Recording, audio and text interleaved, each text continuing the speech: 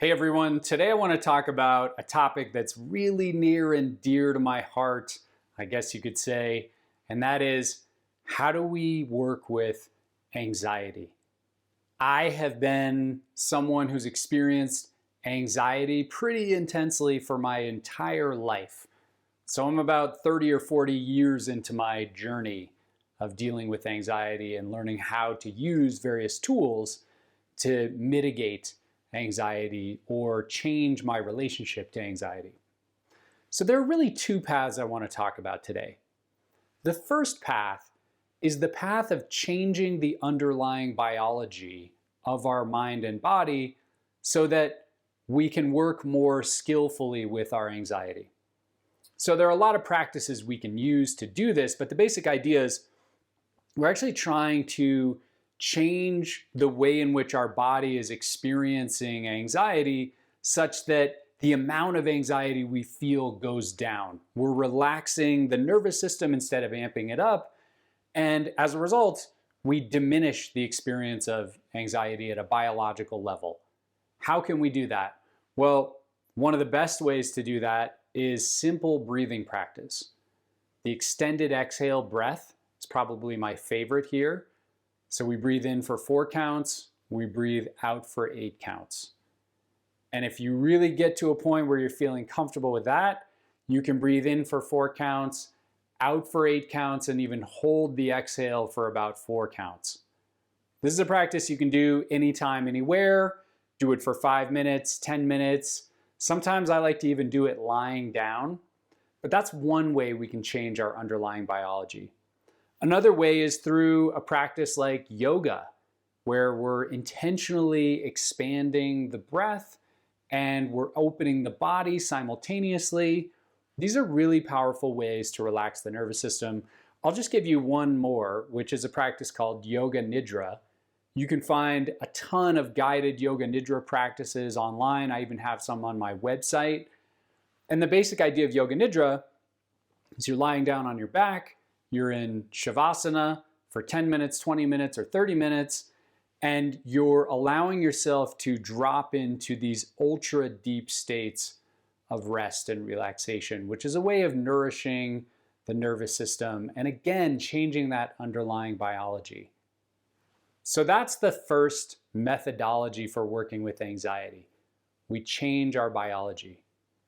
The second perspective, or the second route we can take to mitigating anxiety is very different. It's actually not changing the underlying biology necessarily, but changing our perspective.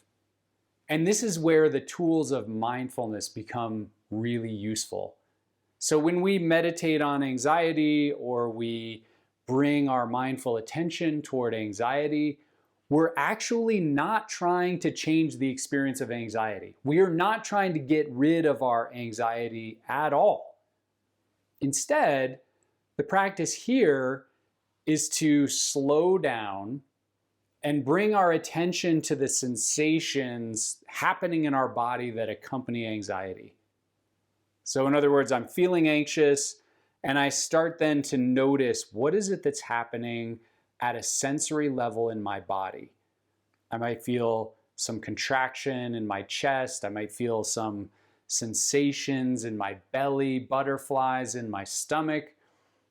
And in this practice, I'm bringing my attention to these sensations with no attempt to change these sensations, simply watching them, investigating them, trying to become almost like friends with the sensations of anxiety.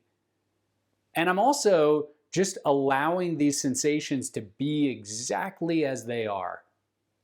Just allowing them to run the show rather than having me be the one who's trying to change them or manipulate them or achieve a state that's more relaxed. So that's the second path we can take when it comes to working with anxiety. And I really think for most of us, these two methodologies can work together.